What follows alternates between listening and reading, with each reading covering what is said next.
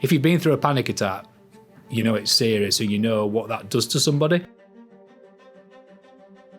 Would you say your management style changed over the COVID period? Well, it probably did test your resilience factor, because you were managing a situation that no one had any blueprint for. Someone's having their worst day ever. How do I engage in that conversation rather than, oof, God, we all have bad times in life, and it's being able to put your arms around those people rather than just go, well, that person's not performing. Hi, I'm Steve. I am the Digital Director at Spectrum Group. Our mission in life is to unlock the potential of your people. And we do that by three things: hardware, software, and expertise. Welcome to the podcast. As usual, I was joined by John Vanoom and Neil Wells. I was also joined this time by a very special guest, Nick Marshall, who's a head of sales and marketing at Amiga Red Group. We talked to Nick a lot about leadership and actually how humility has been key to him being able to take challenge from people around him and his team, and how that's made him a much better leader. We talked about his career in selling and how he started off hitting the streets with a catalogue, selling protective equipment, and how now he spends his days actually generating valuable content and posting that on LinkedIn. And we talked about the 4-minute rule and how your behaviour as an individual has an impact on those around you, your team members, but also your family back at home. So, as usual, if you like what we're doing, please like, subscribe, share. And with all that said, welcome to Tomorrow's Workplace Today.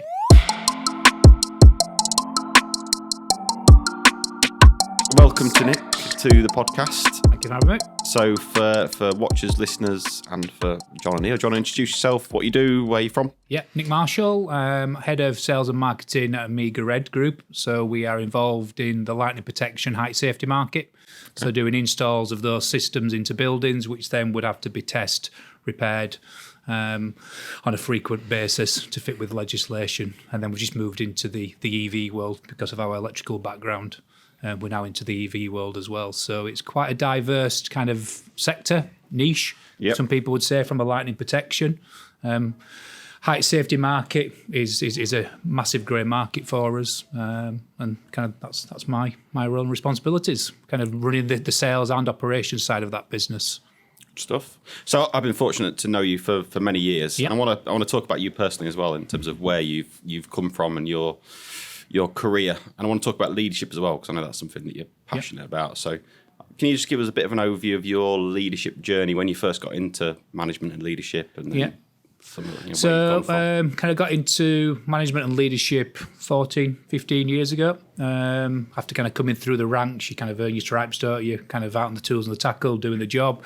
And then I've also had a kind of aspiration to manage people, and then ultimately want to kind of lead a function and kind of set that vision, and then kind of set the tone of what you want from your people. And it's kind of making sure that you've got that engagement in place. That's kind of fundamental. You see people, don't you, with the best laid plans, but it's a plan either in the head or it's a plan that they've done behind closed doors, and people don't really understand that direction of travel. And salespeople, people buy from people, but that's no different between kind of you and a colleague. It's you have to buy into the ethos of where's that direction of travel, what we're trying to achieve, how we're getting there, what does the roadmap look like. And it's kind of, if you've got that clarity, it enables you to have an engaging conversation with people to kind of put them on that right path, and also to be challenged as well, because you want to make sure that people that are then executing the plan see the plan working, and if not, don't kind of stick to the plan. If it's going off in a different direction, it's not working, you've got to be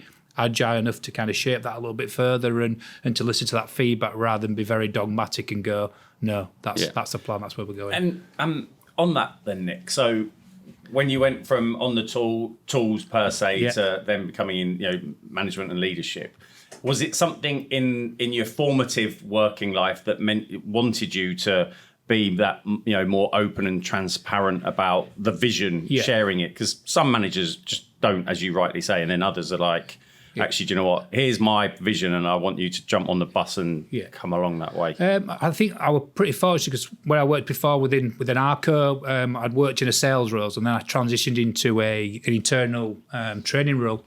And I think when you get into the training world, you start to think a little bit differently. It's about the training cycle. It's about kind of the training needs.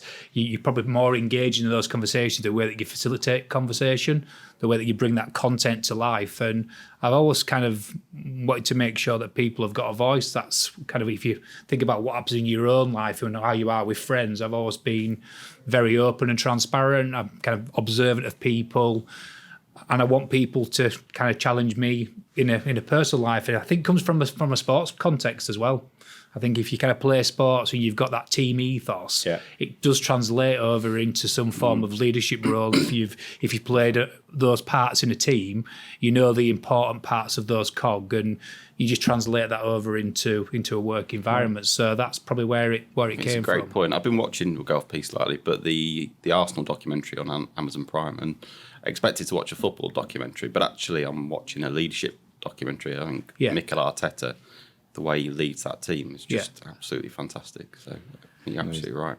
Yeah, I think that you look at, again, it's also about having a mentor, isn't it? And sometimes you see good things, you see bad things, and he's kind of worked under Pep, and he's probably seen a blueprint. Yeah, he's modelled it, hasn't he? He's modelled it, and then he's probably brought then his own characteristics to it. He's not a kind of Pep Mark II.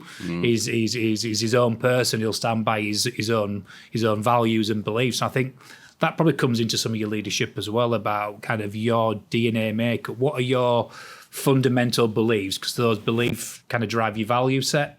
And if you've got a strong value set, those values will then kind of drive your attitude, which then ultimately have an end behaviour in how you interact with us, isn't it? But it comes back to the core essence of the DNA and how you, and don't get me wrong, you can change. I'm not saying that, kind of one trick pony, because we all need kind of life skills to make us to say, actually, I failed in those areas, and it's also having the opportunity to step back and reflect on those and go, do you know something, if I could play that again, I'd do these things differently. So I think leadership, there's a massive part in regards to that emotional intelligence, about having the ability to be self-aware of you as a person, first of all, your own traits, understanding kind of those observations of how you engage, how you motivate people, what are kind of the motivational factors, and kind of empathy, because everyone brings things into work. We've all got personal lives, and we all have bad times in life, and it's being able to put your arms around those people rather than just go, well, that person's not performing. Well,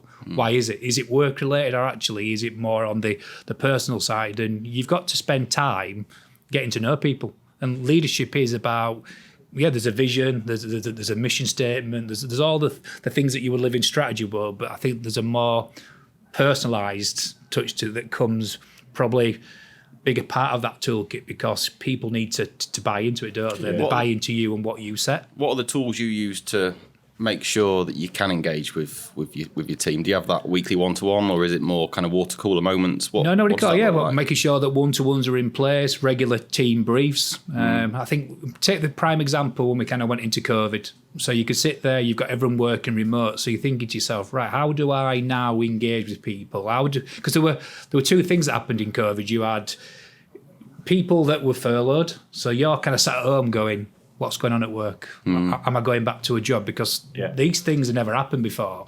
And that caused arguments in the workplace, because people are like, well, you're having a nice time in the back garden because we had that lovely summer. I'm actually over here now working really hard to keep this business going. But it really hard for those people in COVID that were asked to be furloughed, because A, some people didn't want to take that role, and B, they were also thinking, have I got a role to go back to? Because if I'm getting furloughed, does that mean I'm not needed type thing? Correct, So there were an emotional thing that goes, well, actually, then I'm not pivotal to this business, rather than actually it was all to do with kind of a skills matrix. What do we need if we're working with a reduced headcount? What do I need if I've got people that can do multiple different roles because how they've come through the business? But then you just think about, how do I communicate with people that are kind of on fill? How do I make sure that they understand what's happening? So we kind of started to put video content together, got Video Leap on an app for my phone, started to cut some videos together. We then kind of pushed that out onto a WhatsApp group, and then you could see kind of interaction take place in comments.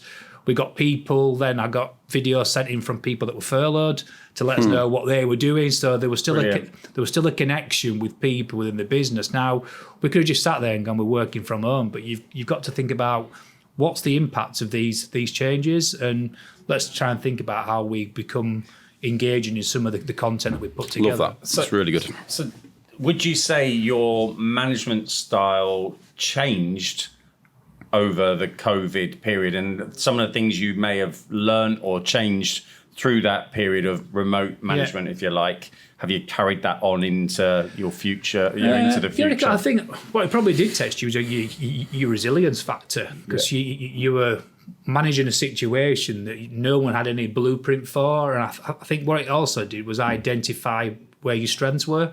And I think that's where then those people-orientated leaders came out and probably found that a little bit easier to say, well, I've not got that water cooler conversation, so I now need to think about how I'm engaging with others, how other people feel it. So it goes back to that emotional intelligence. You're thinking about others in your thought processing.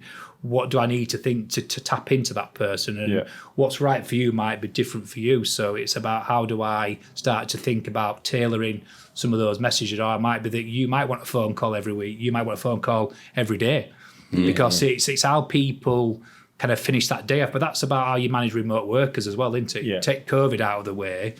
We've all got remote workers, and some people, will have that call on a weekly basis. Some people will say, actually, I want to tell you what I've been doing because that's my way of finishing the day. Yeah. So I think remote working management and kind of leadership is probably a really hard job to do, because you've got to put time in your diary to make sure that those conversations are taking place. And I'm not sat here saying that I'm absolutely fantastic at it, because it's something that you've always got to work at. 'Cause when you've got time constraints, sometimes what's the first thing that drops? It's you become inwardly, don't you? You've just got to be able to kind of reflect and go. I think there's some crossover with what we discussed last week in terms of the quiet quitting as well, and people being disengaged. How do you catch that earlier and get them engaged? But like you say, you're putting those strategies in place. You've got to be aware of if this thing is happening. And I get it. I personally think it's probably some of the bigger businesses that are multinational that do have a large headcount. But again, at the same time, it could be a smaller family business that you're right. You need to make sure you have that time for people and you're conscious. Actually, I haven't spoke to so-and-so for a couple of days. What's he up to? I'll just check in. And again, you need to be thinking like that. Otherwise, it's quite easy for people to be drift and disengage. So, because we were inherently, everyone was in the office Monday to Friday, 8:30 to 5:30 pre-pandemic. Yeah. And then obviously everyone's sent home. And one of the things that obviously it's evolved our way of working here. Yeah. Because it was proven that actually when you do work from home, you're not swinging the lead, you're actually, grafting and whatever. But what we did, or what the management did, we always had a Friday quiz, didn't we? It was kind of like Friday 4:30, right? We just want to stay in touch, even though you're on furlough, because everyone in sales is on furlough.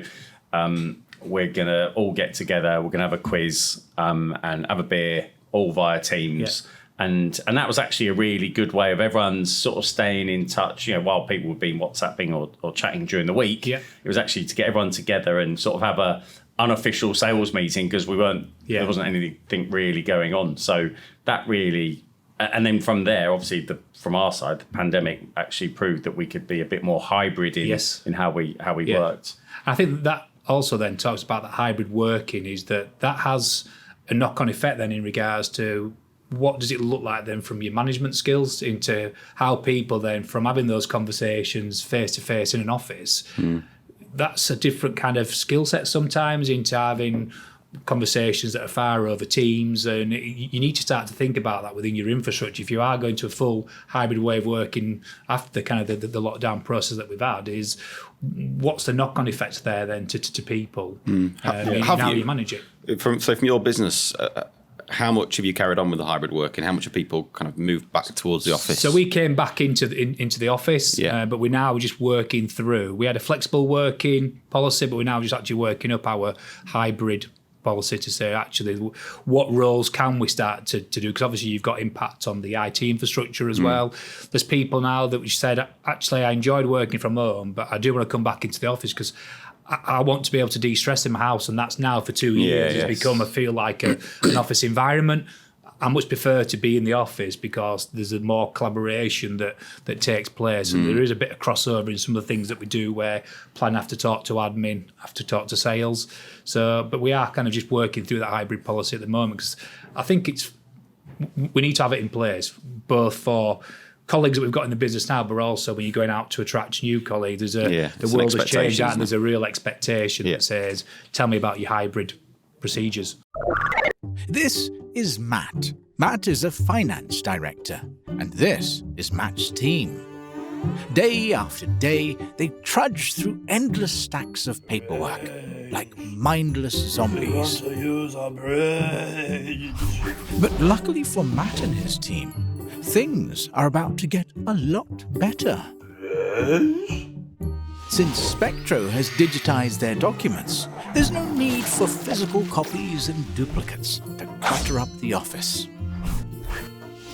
And with a fleet of Spectrobots to take care of the mundane, Matt's team have changed the game. Don't waste the potential they've got. Get them a robot with Spectrum. Tomorrow's workplace today.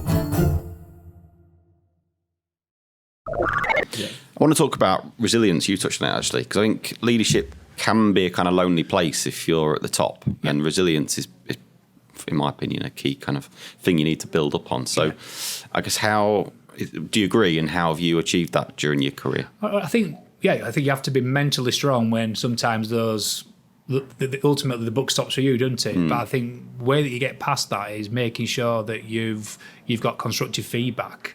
I always used to say to people, I love to be challenged. So if I'm sat there and you don't agree, tell me. If you think this is rubbish, say, Nick, this is rubbish, but I want some facts that back it up, and you get in then that feedback. So the resilience that you're building is, you might be getting constructive feedback, but at least you know you're temperature checking what's going on within your organisation. And it's good that people will disagree when you want those voices, because if you don't get that feedback, then you don't really know, are things working, or are you living in a dream world that, the strategy's working. So I think resilience is about also talking to others. It's about talking to your peers. It's about making sure that what do you see in your organisation. That's why these sessions are good, because you're not just living in your own world and people go, actually, we've come across that.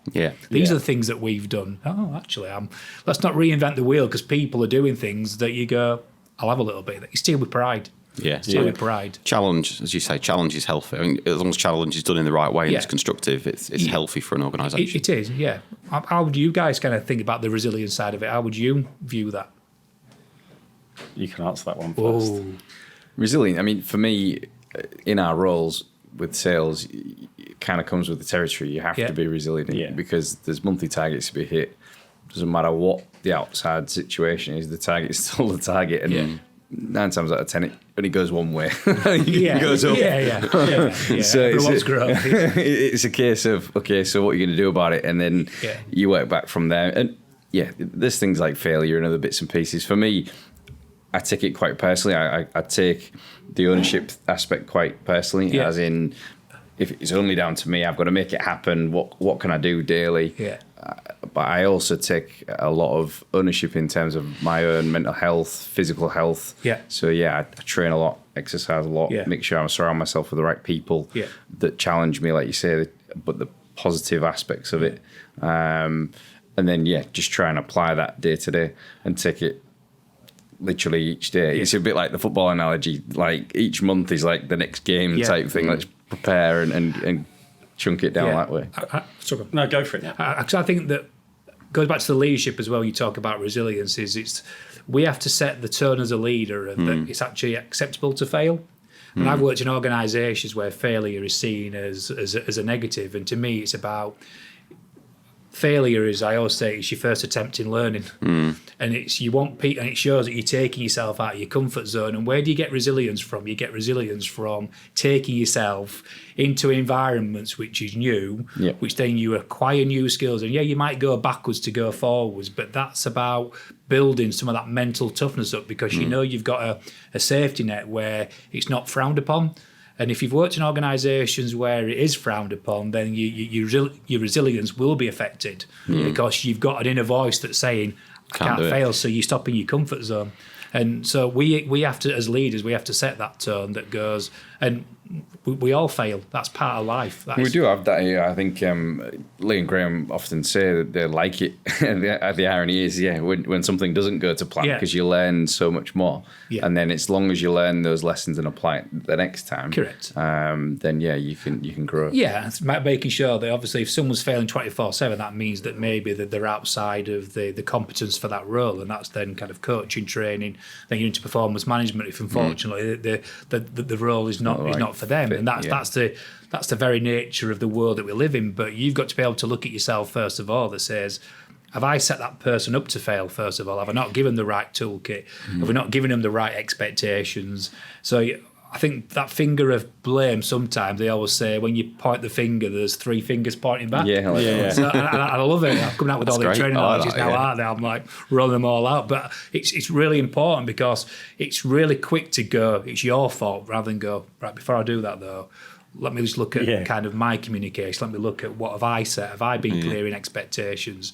What are the barriers that people have had to try and overcome? And that comes back to, again, that then the emotional intelligence of being self-aware. It's about being able to reflect, being able to kind of point the finger at yourself first of all, rather than go, hey, I'm the finished article, because I'm far from it. I'm learning every single day, and that's great, because I think if you have that mindset, you're more receptive to listen, and your blinkers are on. Have you always had that mindset throughout your career, or is it something that you've developed over the course of your leadership? I think I've always had a positive mindset. When someone says there's a problem, I'm into solution mode. I don't know if that's kind of when you're a seller as well. You just think to yourself, right, I need to find a way around that. I need to listen to what people are saying.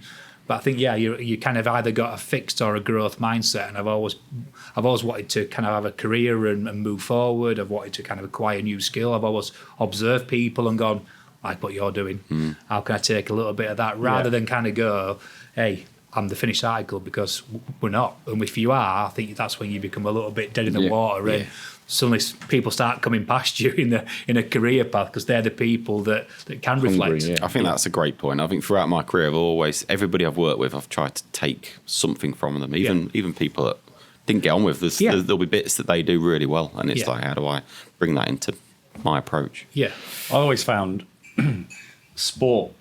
Before we came on, to record it, we were talking sport, and I, like you, I think played like team sports, and you have to be resilient. That built my early resilience, simply because you get called to account half time, end of the game. It was like, JV, you didn't do this.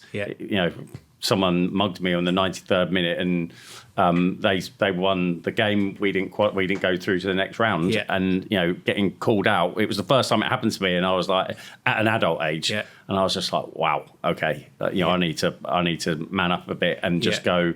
Next game, I'll make sure that I've learnt my lesson. My initial resilience was from there, but as Neil said, well, in sales, you need it every single day, because the amount of rejection you get. For no other reason than it's just not the right time for them to want to talk to you or whatever. You just got to go again. And you've got to have a willingness to kind of listen to people's feedback about kind of what they're saying there. Because I can remember when we used to work up in Stockton, I used to commute there every single day. Used to get back 7 o'clock on a night time. At that point in time, I had kind of a 4-year-old boy, and every time I came through the door, I didn't give him the time, because I'd been up at 6 o'clock, and his attitude and his behaviour started to change, and he started to become quite troublesome. And I was talking to somebody, and they said, you need to do the 4-minute rule. I went, 4-minute rule, what's that? I went, as soon as you come through that door, give them 4 minutes, just talk through everything, let that person, give them the loves, the kisses, ask them what they're doing, and then go upstairs, get changed, and come down and carry that conversation. And I did it, and his behaviour's changed. And it was just, you're like, it sounds really simple, doesn't it? You think to yourself, why did you not just think about that yourself? But sometimes you get lost in your own world. And that's why reflection is so important. You need someone just to, every now and again, give you a little tap on the shoulder and just go, have you tried this? And then you have to be receptive to go, do you know something? That's got some mileage in it. And it would just, it were a game changer. And it's like something. that. I was so dismissive because you're lost in your own world, aren't you? Your head is like, I'm stressed. I just need to decouple what's gone on through the day. But you're not thinking about how your attitude is having a direct impact then onto somebody else's behaviour. You can take that back to your leadership style that says, why is that person acting that way? Well, it comes back to, well, what are you doing first of all? Is it because of the way that they're being managed? Is it that they've not got clarity? Is it that they're being put in an environment where they feel like they're being set up to fail? Because they don't have the toolbox at the moment. So it's all those things. And there resides one of the advantages of going to an office. Yes. Because you get that break. All right, granted, if you've got a really, high level or high pressure job, even the commute can be business call after business call. Next thing you know, you're driving onto the drive. Yeah. But actually, I find that I live 5 minutes from here. Yeah. I walk through the door. I need to do the 4-minute thing. Yeah. And then my wife's like, right, I want you to be my husband. Son says, I want you to be dad. And I'm like, yeah, I've still got 4 things that I'm going through. and it's like, right, okay. And I've not been told that. That's the first time I've heard it. But in my mind, I've been thinking, I've got to do more about that. But actually, if everyone's working from home and you tend to do it more, that's tough to break that cycle between all the stresses and pressures of what's going on in the day and in the month to dad and husband. It's challenging. It is. Yeah. Especially if the numbers out there as well, like you were saying, is your mind is constantly what can I do better? But sometimes you're trying to answer those questions yourself rather than just go, right, let me press pause. Let me ask some other people that are observing me, because that's where you get those little nuggets where you go, but you don't think that way because the blinkers are on and all you're trying to do is solve your own problems, and sometimes a problem is a problem shared. Exactly. Who do you go to? Not specifically individuals, but do you have kind of formal mentors that you use to bounce ideas off? Or people that I used to work with who I've kind of look up to, kind of peers. I think it's just anybody that will give you some honest feedback, because but I think don't pick the easy people, because if you pick the easy people that aren't going to be constructive, you're just going to get that narrative that you want to hear, rather than someone that will be fairly honest and constructive in how they come back to say, well, actually, I don't think you do these things well, and here's some suggestions that I think would help you. So I think I'll tap into people because they've got the experience, and like I say, I'm not the finished article.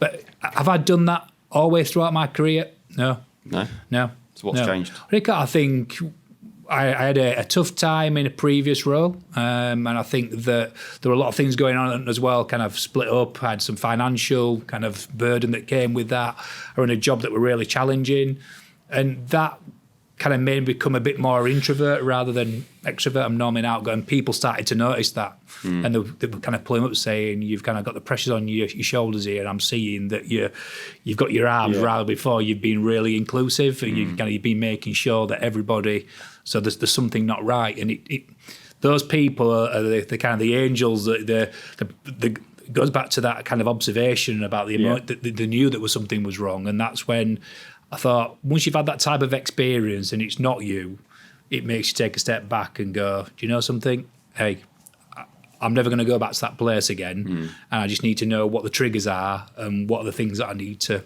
look out for. So, I think it's all about life experience, isn't it? And sometimes, until I went through that, would I have turned around and be openly and talk about it in this type of forum? No, because I've probably seen it as a weakness. But actually now I see it as a strength, and I'll tell that story 24/7, because the brain sometimes it's there to protect you, isn't it? If things aren't going right, it shuts down to protect you. But then when it does that, you need to understand that you probably need to kind of reach out and make sure that you're doing the right stuff to get yourself back to the right position. And I was kind of onto mental health kind of before it kind of became really prevalent. I kind of did the mental health first aider course about 5-6 years ago. I think it goes back to leadership as well. Is these are the type of things now which I think leaders need to immerse themselves in, because there's more and more, especially after COVID as well, even more. You need to immerse yourself in a world of what do all the different signs and symptoms look like, because there's some people that kind of dismiss anxiety, panic attacks. Well, it's just a panic attack. If you've been through a panic attack, you know it's serious and you know what that does to somebody. Yeah. And I think that that's a really important skill for people to kind of immerse themselves into that word, because you need that knowledge to be able to kind of deal with a conversation. If someone's having their worst day ever, how do I engage in that conversation rather than, God, I don't really want to kind of spend time with you. Let me know when you're over it. Yeah. Or we're all busy people, and if I ask that question, Steve, how are you? And I know you're going to break down and cry on me, and I'm going to lose 2 hours. People get lost in I'm not going to ask that question, rather than, well, what's the downside of that though? Steve could actually, on that day, be his lowest point ever. And what impact that's going to have on that person. Yeah. So to me, I think it's about being kind of that awareness of what's going on around you, and that people have got things going on in their personal life, and ask those questions if you think that there's something going on that's underlying because you've seen a real significant behavioural change in that person. And it's not only, obviously from the sensitive side of, listening to someone, hearing them out, and like you said, a problem shared is a problem halved. But it's also, and not trying to take it back to business, but actually, if you become that more caring and open leader, you then get a sort of a more honest team, if you will. And then in the current climate where sourcing staff is tough, actually. You're more likely to retain them because they know that actually, it's an inclusive, it's a holistic sort of leader and team. And actually, the way the world's moving and how tough it is at the moment, actually suddenly you're going to evolve and develop a team that actually have got everyone's backs. Well, I totally agree, because I think there's the engagement of your current staff, but there's also then about your employee brand, about then people that you're going out to recruit. If you're kind of on the social platforms and people get a feeling for you as your personality, what's coming through, 100%. It's like, something, I could work for that guy. And we all see people you kind of find as inspiration, or the things that you say, you're aligned in the same value set, the things that they share, you think, something, I like what you stand for, and I like that you have an opinion on those areas. I like the way that you present yourself. And then if you're going to that organisation potentially to work, you think, I could definitely work for that person. We've all had managers and leaders that you would walk through walls for. Definitely. People don't leave jobs; they leave bad bosses. That's really true. People don't tend to leave jobs for another couple of grand, because another couple of grand gets lost in the wash sometimes. They're either happy, if they're happy with their manager, people tend to stay in a role. And I think it also down to the individual. So, like for me, we did the insight sort of personality typing last week. I saw the bricks on there. Like, I thought, who's the red person? Who's the authority? Who's the And interestingly, on those bricks, like the top one for me was yellow, and it was like involve me. So I want to be involved. But then the green one is show me that you care. Exactly that. If someone asks me the question, show me that you care. Exactly what you just said. You want to run through brick walls for that manager if you feel as though they are genuine and they are empathetic. Because years ago, I used to be in more of a coaching background, and I very quickly realised you could give people the best exercise plan, the best nutrition plan, but whatever's going on between their ears, if you haven't addressed that, the thoughts, the negative loops that they were in, and things like that, and it's like, and you see people within sales, within different, they can catch themselves in little patterns, and it seems to repeat itself, and it's that self-talk. And you sometimes, you have to be, as a leader, you have to be a bit of a coach sometimes.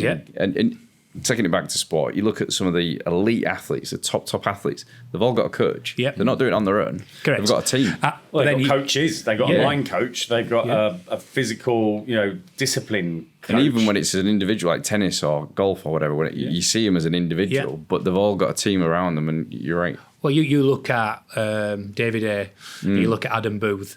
David A had a far better career than Adam Booth, but significantly, if you look at his coaching style, got the best out of David A, and he spoke volumes about him. So actually, as a leader, as a man, sometimes you do not have to be the best person. You don't have to be the best salesperson. It's about unlocking the potential and being able to kind of and get people to be able to reflect and take them on a bit of a journey to say, right, okay, then how can we make improvements today? It's a bit like the grow model in kind of what's the goal, the reality of what's happening now, what are the opportunities, what do you want them to do next? But you want them to come up with the ideas, because if you come up with the ideas, it's your idea. Your brain's gone through that mechanical process, so it's locked in. You've had an emotional feel around it as well, and that's why coaching is an essential skill of kind of leaders and managers that are running those functions, because you want people to kind of get the nub of it, that they're taking ownership around their own. Because it's quite easy to sit in a meeting and people are just nodding. Yeah. and you sort of, unless you're actually engaged with them, ask them some questions, take them through that process, and they come up with their own answers. You're right. It's they have to feel it and they have to sort of want to do it for themselves. Right, I could talk about leadership all day, Nick, but we need to move forward. So you've the timekeeper. You've had a career in sales, yeah, and I've witnessed some of that career, and I've seen your, I guess, sales approach change over the years. I think that's fair. So you probably started off with a catalogue, and things have moved far more digital over the course of your career. So can you talk to us a little bit about that? Yeah, Rico, I think selling has changed massively, isn't it? And the good thing is that everything evolves, everything moves forward. So you had the catalogue, you had features and benefits selling, then it kind of moved into probably the consultative type of sales approach. What's the issues? What's the impact of it? What's the implications? What's the ideal solution? You'd kind of have that kind of conversational skills. Then probably moved into more of a challenger sale process of kind of teach, tailor, take control, using insight to kind of educate customers. And I suppose now after lockdown, kind of social selling has become really prevalent, and kind of that's where now you look at LinkedIn. Before, it was more about kind of a jobs board, and it's that dial has changed significantly, and the digital space is massive, and it's about relevancy, isn't it? It's about how am I now engaging? What am I giving to customers that's sharing insight?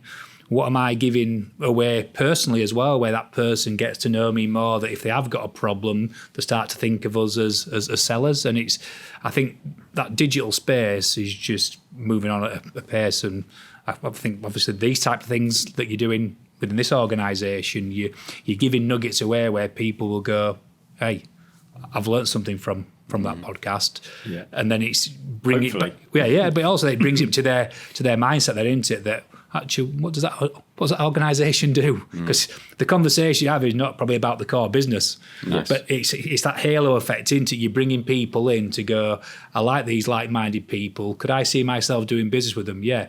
Actually, have I got a need or want that sits within that organisation? Yeah. Yes. Well, actually, now then you've kind of you're in that first step of a sales conversation, aren't you? So, how did you get into it? Because I follow you on LinkedIn, and for the listeners, watchers that don't, I highly recommend that you do, because you put out some really interesting and, as you say, personal content. But what made you kind of get into that mode of selling? Just seeing how it changed over the lockdown process, and like I say, is that it goes back to what I was saying before, that analogy. You can either sit in your lane and be really comfortable, and then you watch others fly by you, and you're thinking to yourself, if you're not at that races, you're behind. You're behind the kind of the yardstick, aren't you? And I think that thought leadership piece has kind of always been in me. You want to be able to air your views around certain subject areas. You want to have debate. Goes back to that, I like to be challenged. So I like some of the content in there where someone will be like, absolutely disagree with you for these reasons. Well, that's healthy, because actually they can either change your opinion. So I've learned something from that, or actually they learn something from it, or actually you still disagree, but you're still respectful of each other. And I think that, to me, that social selling is, if you look at how much time now people spend on LinkedIn and social platforms, they're saying it's like 2.5 hours a day from a business context. Wow. There's 4.5 billion users on social platforms.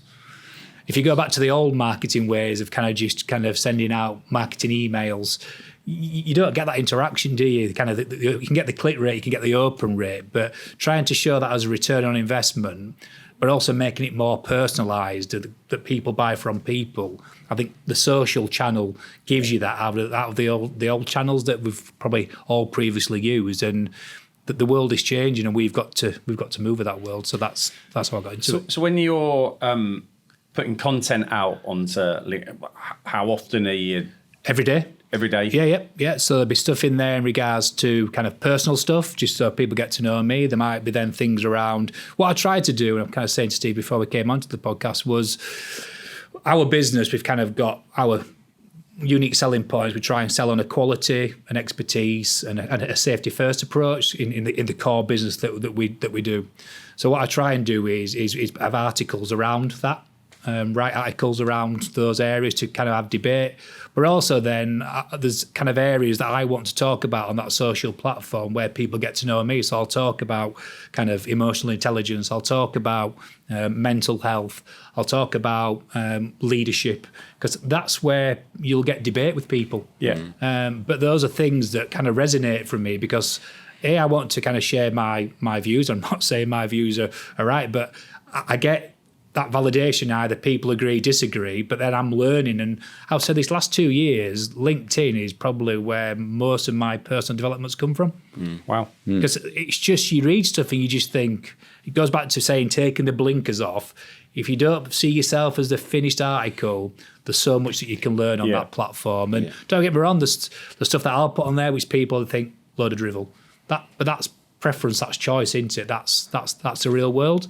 I think people are also scared of voicing what they think because getting shot down. Keyboard warriors. Yeah. But you've got to accept that is part of what you're going to come across on the socials. Have you always been comfortable with it, or is it something that you've had to get used to? I've got to get used to it. So we've actually gone on a piece of work as well as our organisation where we're doing a bit of a social selling training course.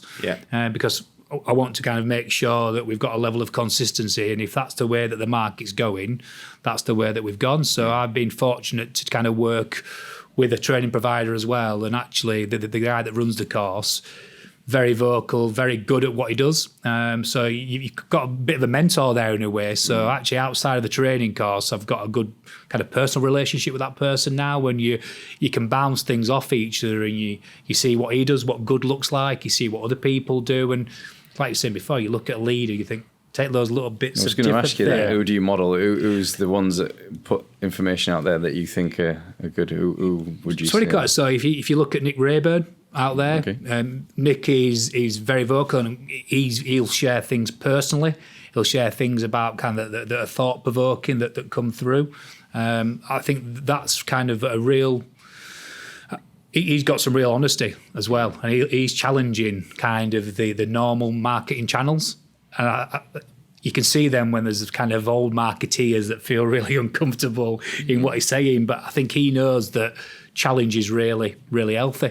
And to me, that's kind of fundamental, isn't it? That if challenge is done in the right way, you'll get so much rich information that comes on the back of it. But you've also got to be prepared to be challenged around what you're doing. Yeah. And also have the acceptance that sometimes that your will might need to change based on what's coming back, because it may be that you've learned that the direction of travel or your thought process is maybe not relevant in this day and age. It's that humility again. It's being willing to take feedback and take challenge. All right, and I want to talk about technology as well, because one of the things we talk about is every industry is changing, certainly when it comes to technology. And I just wanted to hear a little bit more about your industry.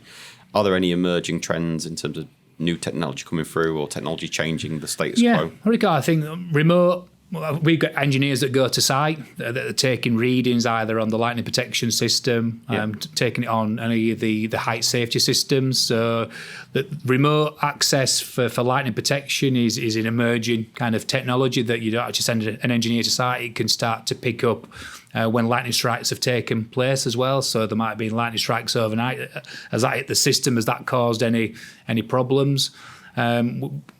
Kind of the height safety industry has been pretty kind of old school for a long period of time, and that's now moving to more digital reporting, being able to kind of capture that and give more customers visibility of their assets and how that's then viewed in regards to what's compliant, what's not. Because you imagine from a height safety point of view, if you're connecting to a system, you want to make sure that whatever you're connecting to is safe, it's compliant. And obviously it fits with the right regulations that fits under. So I think they're probably the two emerging things that are happening within our industry. And of course electric vehicles as well. Yes, obviously the EV, yeah. So that's a new market for you, and I guess what made you get into it other than the obvious? It's probably a massively high growth market. Well, you think the customer base that we've got and the target areas, you've already got a customer base there, you've already got the electrical background as well from the lightning protection. So there's a natural kind of synergy there that says we've got a customer base, we've got a lot of the core components in regards to the skill sets. We're actually part of a larger organisation as well. So we're part of South Staffs Water, which has a contracting arm underneath it called SSI, and under that, which is quite heavily into the water industry. Right. And we've got contractors in there as well that kind of work in maintenance.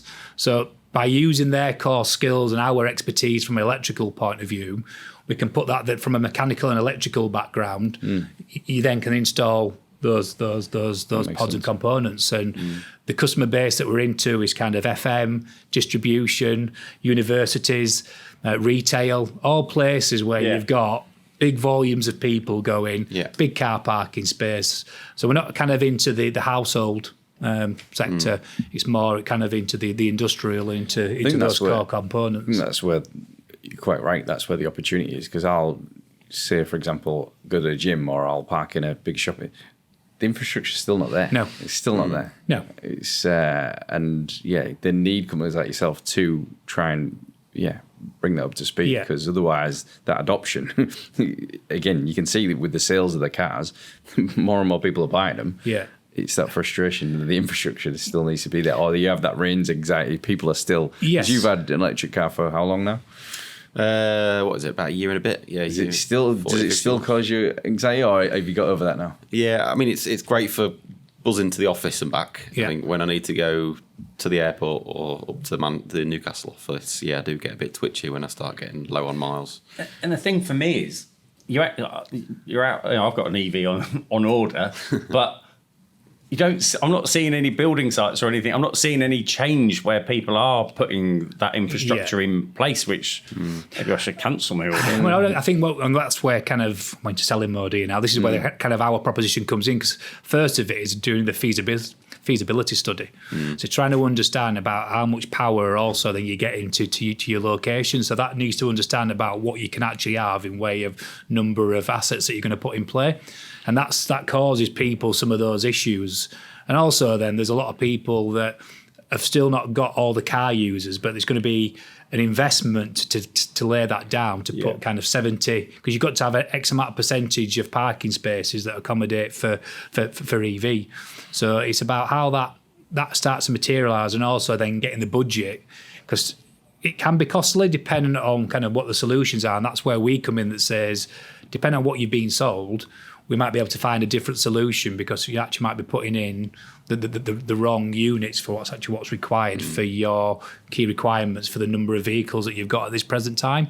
So you might want to do it in phases rather than big bang. Yeah. Let's try and help you out, kind of find the roadmap to get to where you need to get to. So it's, I say we've started just to bring that proposition to life. We landed our first order a couple of months back. But the sales process is quite protracted, because it's going through a lot of decision makers. And you think about what they say now in sales, there's probably 15, 16 decision makers in a process. That's no different to kind of EV, because it's going across a lot of different touch points within different people's organisations. And it's something which goes back to COVID. People, it's brand new to them. There's no real blueprint. Am I putting the right solution in place? I'm spending quite a bit of money. Am I going to get the right solution for what I need for the drivers that we've got coming in now? And have I got enough bandwidth to be able to grow with the growth of the business potentially as well? Yeah, because universities and places like that, they'll probably just see it as a cost, because really it's like, well, we've got a car park and our core product is the education, so we're not going to sell them anything. Whereas retail, it's like, actually we might get more footfall if we actually put this in place and things like that. And it's people are having to make those decisions. And in your hotel trade as well, you think about there with people, is it a point of difference to say, actually, I've got an electric car and I know then I can charge overnight, and it's definitely something I look for now. Have they got electric charging point? And that's kind of the core sectors that we service from height safety and lightning protection. So all we're trying to do is sell extra services into kind of drive the core, essentially. It's drive more of our product ranges into our existing customer base. But it's a good opportunity, or it's a good example where technology has opened up an opportunity for you guys to diversify slightly, but still retain your core competency. So, brilliant. One last question, because we need to tie it up. But the podcast is called Tomorrow's Workplace Today. So cast your mind forward 10 years. what do you think workplaces will look like? What will be the key differences from now in terms of workplace or people working? There's a $1 million question. I never tell anybody. After conversation, exactly. Yeah. Thanks for that, Steve. Yeah, I think obviously hybrid comes into it, doesn't it? So is there less people in buildings? But then that then comes back to kind of technology that says then is about how are then people communicating with each other? How are we doing presentations with clients? Is it more kind of VR where it becomes multi-dimensional that you can kind of touch and feel those products, so you don't actually have to be out in front of them if it's product-led rather than solution-led? I can see that changing in those areas. Obviously, kind of the metaverse is massive into it in what can be done. Kind of the services world, from a training point of view, has gone in massively into VR. So they're kind of doing that simulation. Previous role we did confined spaces and height safety. They're now doing VR for kind of confined spaces. Oh. And it's really immersive learning in what you go through. So it shows that you don't just have to be kind of doing the practicals of going through a tunnel. I think you still need to do that and it's also working at height. If you're working 10 metres and above, a VR is not going to simulate what it's like to be 10 metres up. It's got to be, I think, that blend of how you operate. There will be kind of blended learning that takes place in those areas. Yeah, the working at height. I was in London a couple of weeks ago, and there was a couple of guys cleaning this massive skyscraper on one of those, cradles. Cradle. For all the tea in China, I'm not interested, because honestly, I looked up, nearly broke my neck looking up at the top. And I'm like, they've got to go back up there. So they'd already come down, and I was like, whoa, that's a no. And that is our core business. So that's part of the things that we do from a height safety point of view. The cradles, the BMUs that people are on there, we're servicing those kind of, and they have to be serviced every 3 months. So they have a 3, 6, 9, 12 monthly check. So that is our world. We've got engineers that are going into those environments. Wow. And that's why that safety first approach is really important, because I take personally, that team sits under me and I want people to go home safely. There's nothing worse. If you've got a culture where it's just get the job done at any cost, I never want to take a phone call where they say a serious incident's occurred and you've seen the height that they work at, you can see the wind that take place in there. You're talking a different level of kind of risk in where you're putting people. Yeah, you need to I'm going to send you a video. I watched this video on LinkedIn yesterday, actually, and it was from the 1970s. It was Blue Peter. And it was going up Nelson's column. Yeah. And there were literally, basically, ladders attached to the lightning protection bit, just with a bit of rope. Yeah. And the Blue Peter presenter climbed up this thing all the way to the top. And then he had to put this wooden plank on his bum and then lower himself down with a bit of rope. Yeah. It was, we're going to clean it. Yeah. And no way in the world. I was getting anxiety just watching the video about how high he was. And that just shows how much, again, when we talk about what things are evolving and changing, how those kind of safe working practices, health and safety legislation have kicked in to make sure that people are protected. But it's amazing some of the things that you see people still do when they're doing jobs to take a shortcut.